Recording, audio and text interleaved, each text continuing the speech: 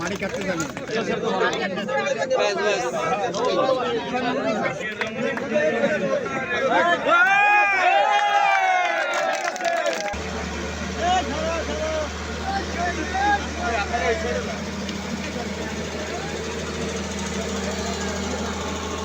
নির্বাচনী যে অঙ্গীকার ছিল বর্তমান যে সরকার গঠন করার আগে আমরা যখন নির্বাচন করেছি তখন কিন্তু আমাদের 7-8টা সেক্টরে আমরা কিন্তু গুরুত্ব দিয়েছিলাম। তার ভিতর অন্যতম ছিল খাল খনন কর্মসূচি, এবং আমরা বলেছি যে আমরা 20,000 কিলোমিটার খাল খনন করব।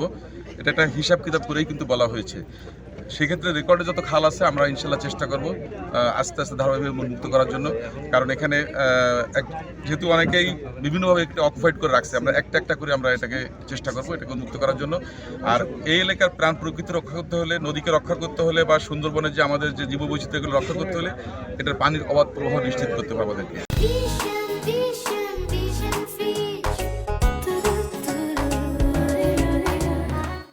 আর আজকের যে প্রকল্পটা এখানে হাতে নেওয়া হলো এটা কিন্তু একটা অত্যন্ত যুগোপযোগী প্রকল্প, কারণ এর মধ্যে দিয়ে এখানকার মানুষ সুপেয় পানি পাবে এবং মিষ্টি পানির প্রবাহ নিশ্চিত হলে এখানকার মানুষ কিন্তু বিভিন্ন ধরনের শাকসবজি বা অন্য ধরনের বিকল্প যে কর্মসংস্থান সেগুলো সুযোগ পাবে। আমি মনে করি যে যারা নবপল্লব যারা কাজ করছে বা এখানকার যা CNRS বা এখানকার ব্রিটিশ গভর্নমেন্টের যে অনুদান সব কিছু মিলে আমি মনে করি এই জনপদের মানুষের প্রতি তাদের একটা বড় কমিটমেন্ট, এবং আমরা আশা করব যে তাদের এই কমিটমেন্ট প্রতি আমরা শ্রদ্ধা দেখি আমরা সবাই সহযোগিতা করব এবং ধারাবাহিকভাবে আমাদের খালগুলোকে আমরা উন্মুক্ত করব যাতে এই জনপদের প্রাণ প্রকৃতিকে আমরা রক্ষা করতে পারি। কোনো ব্যক্তি মানুষ কিন্তু রাষ্ট্রশক্তি থেকে বড় না। রাষ্ট্র যদি সিদ্ধান্ত নেয় যে তার রেকর্ডকৃত খালগুলো পুনরুদ্ধার করবে, এখানে কোনো শক্তি কেউ এটাকে ঠেকায় রাখতে পারবে না বলে আমি বিশ্বাস করি। কারণ আমরা প্রথমেই ঘোষণা দিয়েছি আমরা খাল খনন করব, আমরা গাছ লাগাবো, আমাদের অনেকগুলো পরিকল্পনা আছে এদেশের মানুষের যে প্রত্যাশা সেটা পূরণ করার জন্য, এখানকার সাধারণ মানুষের ভাগ্য উন্নয়ন করার জন্য।